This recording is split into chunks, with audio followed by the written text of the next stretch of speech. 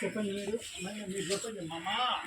మాతు సౌంజిన్యస గోత్రం దుర్గమ్మ నామ దేవతి శాశ్వత పుణ్యాది స్వర్గలోక నిత్య నివాస సిద్ధ్యర్థం నిత్య నివాస సిద్ధ్యర్థం యథాశక్తి నవగ్రహ దేవి దేవత అర్చన దాన పూజ అనంతరం పూర్ణాహుతి దేవత అగ్ని దేవత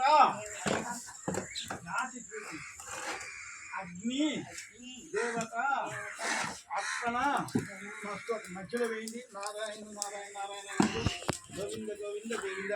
విశ్రాంతి తీసి ఆ మూట మొత్తం విశ్రాంతి తీసేయి అంతే. నెయ్యను మూట వేసి మొత్తం చుట్టూతర మా అలావు పళ్ళు వేయించుకోవచ్చు. లావు పళ్ళలు అన్నీ కూడా దాని మీద వేయండి. అందరూ దండం పెట్టుకోండి. పూర్ణాహుతి దేవత పూర్ణాహుతి దేవత మధ్యలో వేయాలి. ఆ మూట మీద వేయాలి. మరి ఆ లావు పళ్ళని మధ్యలో ఉంచుకోండి.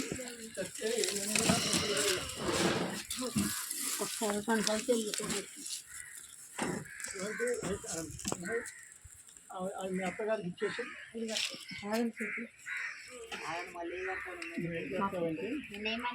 నిమ్మకాయ.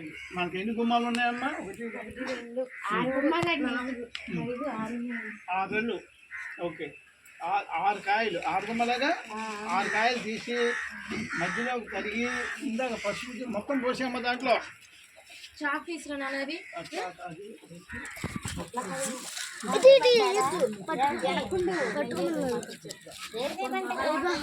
పైకెత్తి వేసాయి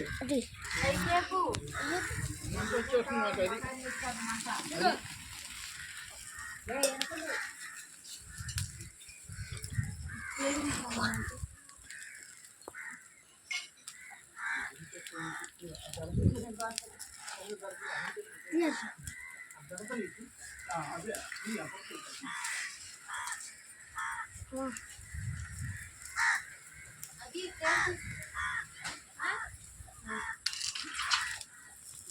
పుల్ల కూడా దాంట్లో వేసేయండి.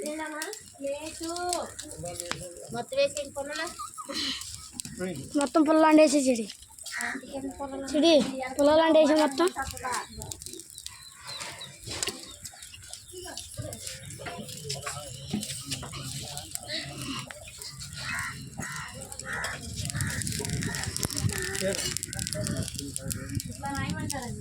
ఏమ్మా దానికి తర్వాత కుంకుమ రాయి రాసి అన్ని కూడా చేతులు చేస్తున్నాయి.